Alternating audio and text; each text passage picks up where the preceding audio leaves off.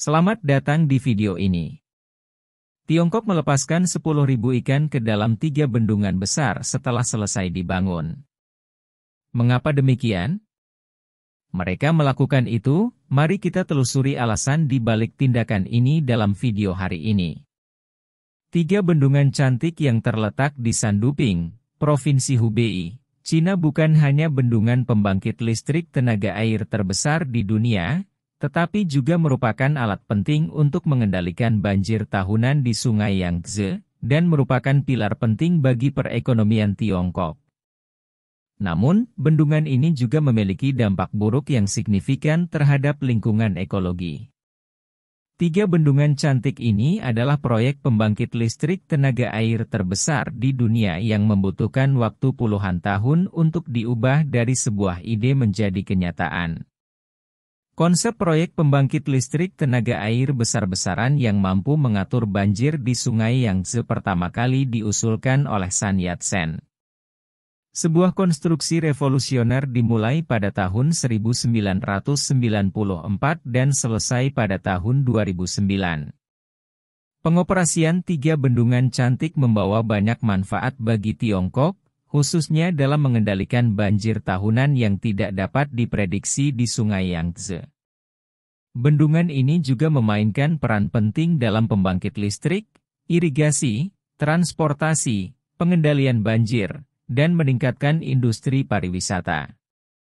Namun, secara ekologis, ketiga bendungan yang indah ini telah menyebabkan banyak konsekuensi yang tidak diinginkan. Pada tahun 2009, segera setelah pembangunannya selesai, Tiongkok melepas liarkan 10.000 ikan dari berbagai spesies ke dalam waduk bendungan. Ikan-ikan ini dipilih dengan cermat karena kualitas dan kemampuan beradaptasinya. Salah satu dampak negatif yang parah dari 3 bendungan cantik ini adalah terhambatnya migrasi alami ikan di Sungai Yangtze. Spesies ikan endemik seperti ikan sturgeon menghadapi risiko kepunahan, dan banyak spesies air lainnya juga telah hilang seluruhnya. Pelepasan 10.000 ikan remaja ke dalam waduk merupakan upaya Tiongkok untuk menjaga keseimbangan ekologi Sungai Yangtze, dengan harapan mereka dapat berkembang biak dan berkembang. Nelayan di Sungai Yangtze sangat bergantung pada kelimpahan spesies ikan. Namun, karena dampak lingkungan yang kuat dari 3 bendungan indah tersebut, hampir tidak ada spesies ikan yang dapat pulih jumlahnya dan banyak yang dinyatakan punah. Pada tahun 2011, Tiongkok berkomitmen untuk menghabiskan 140 miliar dolar pada tahun 2020 untuk mengatasi masalah lingkungan hidup yang disebabkan oleh pembangunan 3 bendungan yang indah. Namun, menurut Reuters, hanya setengah dari jumlah tersebut yang telah dibelanjakan pada akhir tahun 2019. Para ahli percaya bahwa bahkan dengan peningkatan pengeluaran, masalah lingkungan di Sungai Yangtze masih sulit untuk diselesaikan selama 3 bendungan yang indah itu ada. Habitat alami spesies perairan di Sungai Yangtze akan terus terancam, ditambah dengan eksploitasi yang berlebihan dan peningkatan suhu air yang disebabkan oleh waduk yang membuat air sungai menjadi lebih hangat di musim panas, sehingga mengganggu habitat spesies ikan. Dalam konteks ini, pelepasan 10.000 ikan remaja ke dalam 3 bendungan indah setelah selesai dibangun tidak dapat menyelesaikan masalah ekologi secara menyeluruh. Menurut National Geographic, penggunaan 200 ton bahan peledak untuk menghancurkan tanggul sementara yang menghalangi Sungai Yangtze selama pembangunan bendungan menghasilkan 186.000 kubik meter puing-puing. Peristiwa ini menyebabkan akumulasi lumpur dalam jumlah besar di sungai sehingga berdampak pada kemampuan pengendalian banjir di bendungan tersebut. Tiongkok telah fokus pada reboisasi di sepanjang Sungai Yangtze dan dengan tegas melarang pembangunan pabrik-pabrik besar yang dapat membuang polutan. Kantor berita Xinhua melaporkan bahwa mulai 1 Januari 2020, Tiongkok melarang penangkapan ikan di 332 kawasan lindung di sepanjang sungai. Wakil Menteri Pertanian Tiongkok Chu Chen, menekankan pentingnya Sungai Yangtze dan mencatat bahwa ini bukan hanya sungai terpanjang ketiga di dunia tetapi juga merupakan sumber keanekaragaman hayati yang penting. Chu lebih lanjut menyatakan bahwa larangan penangkapan ikan adalah tindakan yang diperlukan untuk mencegah degradasi ekologi dan melindungi keanekaragaman hayati di sungai. Para ahli lainnya menunjukkan bahwa pembangunan 3 bendungan indah, bersama dengan polusi, transportasi jalur air, dan penangkapan ikan yang berlebihan, telah sangat mengancam spesies akuatik di Sungai Yangtze. Khususnya ikan sturgeon. Presiden Tiongkok, Xi Jinping, telah memperingatkan tentang penurunan keanekaragaman hayati di sungai dan menekankan bahwa situasi ini dapat menyebabkan hilangnya spesies ikan. Pada tahun 2019, Padlevis Tiongkok, spesies air tawar yang dikenal sebagai Raja Ikan, dinyatakan punah. Baru-baru ini, pada tanggal 7 Juni, China Three Gorges Corporation, CTG, melepaskan lebih dari 800.000 ikan sturgeon ke hulu Sungai Yangtze dengan harapan memulihkan populasi liar dari spesies yang terancam punah ini. Peristiwa ini terjadi di kota Yichang, Provinsi Hubei, Tiongkok Barat Daya.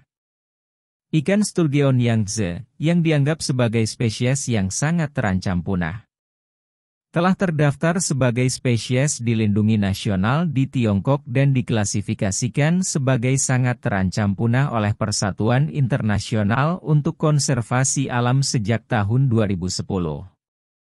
Dalam upaya memulihkan populasi spesies langka ini, Kementerian Pertanian dan Urusan Pedesaan Tiongkok meluncurkan rencana aksi penyelamatan ikan sturgeon Yangtze yang berlangsung dari tahun 2018 hingga 2035.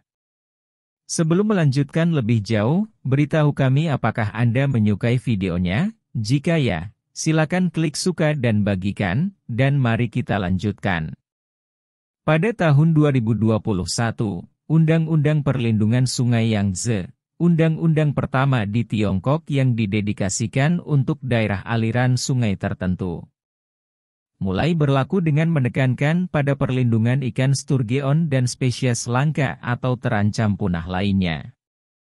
Menurut pengumuman dari Fasilitas Pembiakan Ikan Langka milik perusahaan Tiga Ngarai Tiongkok, pelepasliaran ikan sturgeon hasil penangkaran dalam skala besar telah melengkapi rencana CTG untuk memulihkan populasi alami mereka, dan terus mendorong pemulihan populasi liar mereka. Sementara itu, Tiongkok juga sedang membangun bendungan raksasa baru di Sungai Kuning, sungai terpanjang kedua di Asia setelah Yangtze. Setelah puluhan tahun perencanaan, proyek konservasi air baru ini bertujuan untuk mengendalikan peningkatan beban sedimen di sungai yang terkenal dengan kandungan sedimennya yang sangat tinggi. Menurut South China Morning Post, Kementerian Sumber Daya Air Tiongkok memulai pembangunan proyek konservasi air Xiaon di Sungai Kuning antara Provinsi Shaanxi dan Shanxi pada tanggal 9 Juli. Setelah selesai, proyek ini akan menguasai 65% wilayah lembah Sungai Kuning, 73% aliran airnya, dan 60% wilayah das. Sedimen Sungai Kuning, yang berasal dari Provinsi Qinghai di barat laut Tiongkok dan mengalir melalui dataran tinggi Loess, merupakan sumber lumpur yang sangat besar akibat penggurunan. Sungai ini dijuluki sungai tersuspensi, karena akumulasi sedimen yang berlebihan yang telah meninggikan bagian dasar sungai, mengubah alirannya, dan menyebabkan banjir yang sering terjadi dan dahsyat. Warna kuning sungai ini disebabkan oleh tingginya beban sedimen yang bisa mencapai 34 kg per meter kubik, 34 kali lipat dari Sungai Nil di Afrika.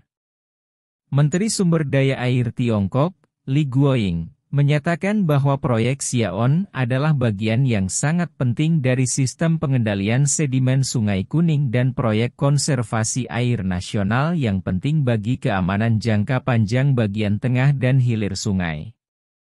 Proyek ini diperkirakan akan memakan waktu sekitar 10 tahun untuk diselesaikan dan akan menjadi bendungan terbesar ketiga di Sungai Kuning.